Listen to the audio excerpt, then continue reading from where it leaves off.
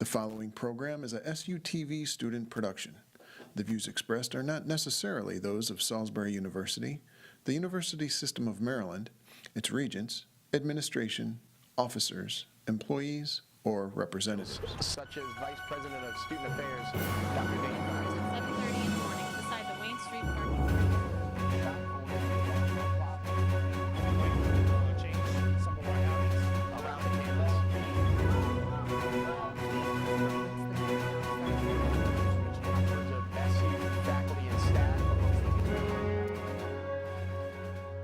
Good evening. Next semester, students will see a number of changes at SU. The football team will play its home opener at the new Siegel Stadium. Tailgating will be permitted. Conway Hall will appear on schedules for the first time. And instead of late nights in Blackwell, long study hours will be logged at the new Academic Commons. But across campus in the other commons, students will see another change. Tonight, SUTV's Corey Duffer tells us about the commons going trayless and how the Green Fund is bringing student ideas to life. When students return in the fall, they're going to see a lot of changes that go along with the commons going trayless. Silverware will be in the dining area, and the eatery itself will be completely reorganized. Starting next fall, you'll be able to get your burgers or chicken sandwich with fries at the same station. We're going to combine things so that you wait on less lines. Also, it requires us to rethink how we serve beverages, because that's the other big line. And if you want to grab a salad bowl and a plate, where are you going to put your drink glass and where are you going to put your silverware? So that requires a lot of work on our part to do also. The steps to accomplish it are, as I've talked about briefly, is reorganizing the commons in terms of how we do things, new flatware, new serviceware, investing to the tune of somewhere around $100,000 just to get this transition so that it will happen smoothly without a lot of additional, with no additional effort on the students' part, with much more convenience at the seating level than they experienced previously. So lines and so forth are going to be streamlined, they'll be shorter. And probably we all know that at the peak times when we're getting ready to leave, we're walking up with our tray to the deposit area for the dishwasher. You may remember seeing good-sized lines there as well.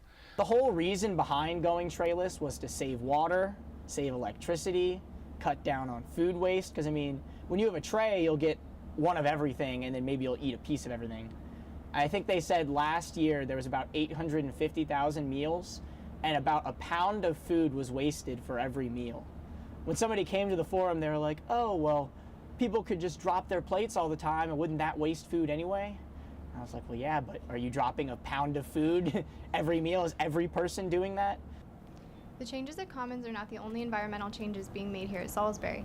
The SU Sustainability Committee and the Green Fund are implementing environmentally friendly changes on campus, beginning with the new solar power dock. The solar canopy kind of setup. Those of you who have seen it, it's near the Henson Hall. It is not far from Sammy. It is a picnic bench with a canopy above that has solar panels on it. The panels power a battery, and associated with the battery there's an inverter so that you can recharge your phone. You can, and that's done by USB port, or if you have an Android, there's a inductive charger. You can lay your Android on a rectangle on the table and it will automatically charge your phone. I've seen 2 or 3 students do this just to verify that everything's working fine. By 2050, the university has a goal to be net zero carbon emissions, and I think that's a really big step, and that's why they're doing the solar panel plan. With green initiatives and changes being made on campus, Salisbury University is sure to continue making progress and further changes in the future. For SUTV News, Corey Duffer reporting. Thanks, Corey. And at this time of year, with so many thinking about their next step in life, we spoke to one person who hopes that graduates choose to stay in Salisbury for a job and to start a life. What's the role of Salisbury University? We've got a responsibility, and I think we're starting to finally live up to it in saying as a community, as Salisbury, hey, we want you to stay here. And we're going to do everything we can to keep you and to communicate to you that it's important to us that you stay here. So we are soon going to announce a program called Buy a Home, Build a Business. And that program is designed to put money in your hand to help you stay right here. So it's saying, even if you buy the whole pitch and you love it and it sounds cool and it sounds great and you want to be here and that's wonderful, and you're just, you're going to look at an opportunity in DC because whatever. What if I said to you, okay, go look at the housing prices in the DC suburbs or in DC or in Baltimore or the Baltimore suburbs. You're not going to be able to buy a house for a very, very long time. You have no work history. You have no way to get a loan. The state of Maryland will put $5,000 into you to buy a house in the state of Maryland. And now they'll give you $5,000 as a tax credit, but it will act as cash at the table for closing costs or down payment. What we're saying is the city will give you $5,000 as well. We'll match you, buy a house in Salisbury, buy a house in the city. There are perceptions about any community, and there are certainly perceptions about ours, but live in your own experience. Know that this city, is safer, this city is prosperous, and this city is more proud of itself than I think it's ever been. And we want to extend that same success story on campus, because I believe most of those successes have a lot to do with the fact that campus has started to extend into our community. So know that we want you here and that this place is going to be a great place to stay, even after your 4 years are done. And our full sit-down with Mayor Day can be found on our YouTube page. After the most recent Golf Fest that left many students questioning the status of the event, we sat down with SOAP's concert chair to clear up a few things. We've thrown around some ideas as far as possibly changing what Golf Fest is. Whether that be, making it like a carnival type festival deal for the student body, or just continuing to do what it's always been. We've gone to the appropriations board with, a plead for a larger budget, so hopefully we'll be able to work with that. So we were like, oh, maybe, that would be an awesome incentive for people to come out if we also had a beer garden. But this year that was nixed. But it may possibly be in talks for future years. I'm not exactly sure though. We exist for the students, and so of course we want to make the students happy, but unfortunately it's impossible to make everyone happy. Honestly, it all depends on the overall student body, like their ability to have an open mind about things. So as far as our ability to make them want to come out, it's like we do the best that we can to go to them. So like it has to be a two-way street. And last week we sat down with Delegate Carl Anderton to discuss what took place in Annapolis during the most recent legislative session, as well as what his role is when it comes to representing the university and this area to the General Assembly. Advocating on behalf of SU up there, we're still working on getting the extra funding into the operating budget for the new academic commons. As you know, there'll be 29 new jobs created because of this building. And, we're still not where we need to be with the funding, but we're going to get there. We got the funding in place to get the building open. And so now we're continuing to work to make sure that funds are reallocated in the fashion that SU is made whole. That's the whole point. We're the least funded university in the state across the board. And so, it's my goal to make sure that we're not the least. And, we're going to get there. We're going to continue to push, and we have some other things that we need done here at SU. I know that we're looking at future expansion. So we're going to keep that conversation going. And this university will be as much of a priority for me as anything else, even more so.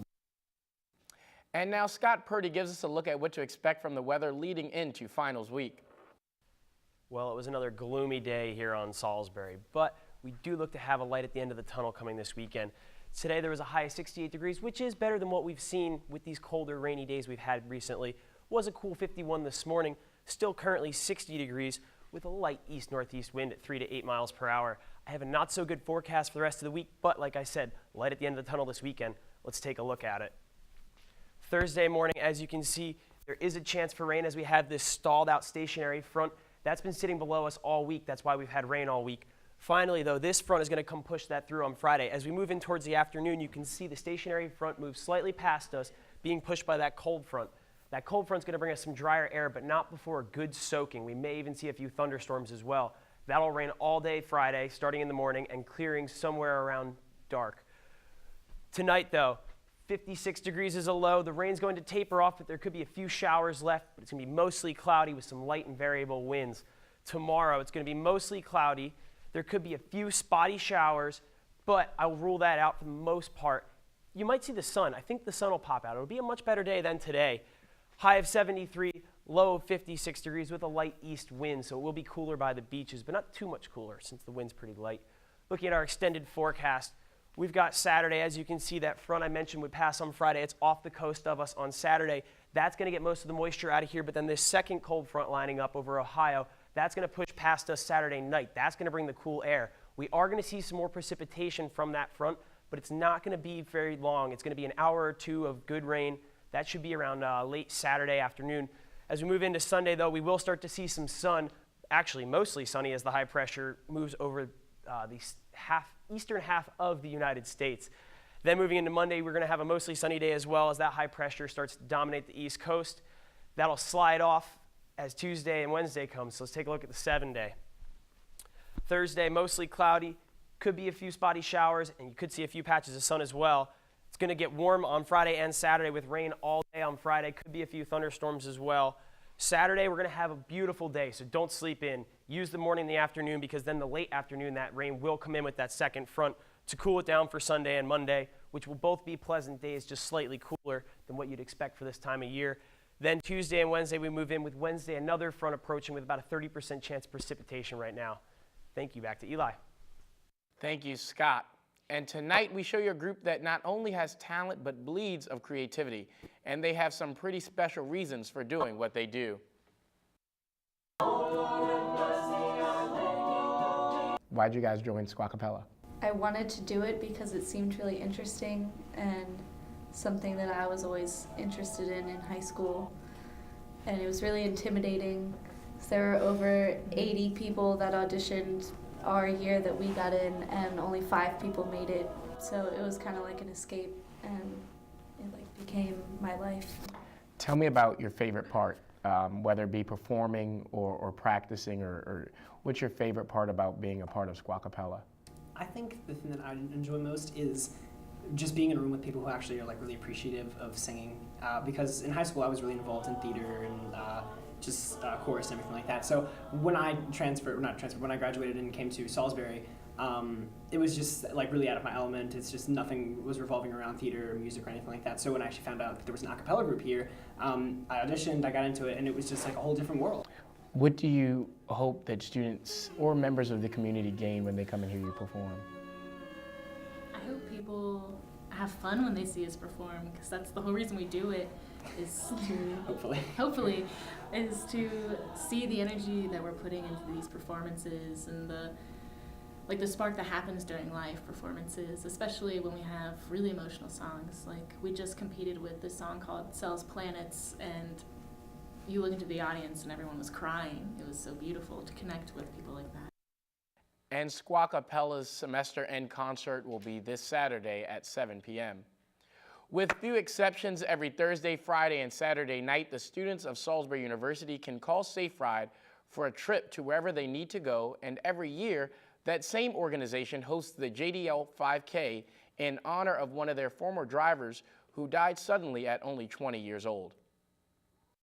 Every year since Jerry's sudden passing, members of the SU community have come out for the 5K to remember someone who remains very special to this community and to honor his devotion and commitment to the university. Because Danny was a neat kid, and my grandson is a freshman here, and he's in Safe Ride, and I want to support him as well as the Lancemans. The student body is pretty amazing. They don't know my son. My son passed away almost 13 years ago, over 13 years ago. So for them to come out and continue to support this is kind of really speaks highly of the character of the kids here. And you know, a lot of my son's friends still come back to this, so that means a lot too. I'd like to thank Salisbury because it's very comforting for us to come back here year after year and know that my son's legacy is continuing. It's just a great place. The cold and dreary weather did not stop students, alumni, and members of the SU community from coming out to support this great cause.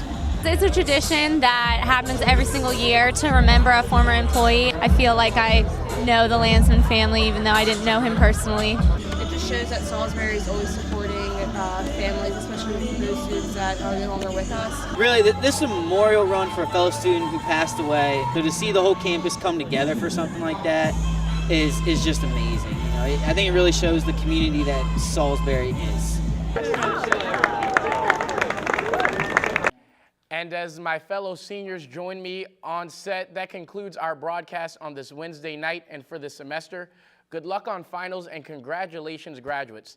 Thank you for joining us tonight, and thank you for taking your time out with us for these last 4 years. For everyone at SUTV News, I'm Eli Motlin. Good night. We did it, guys. We did it! Drop your papers. No, I'm not going to do that. No.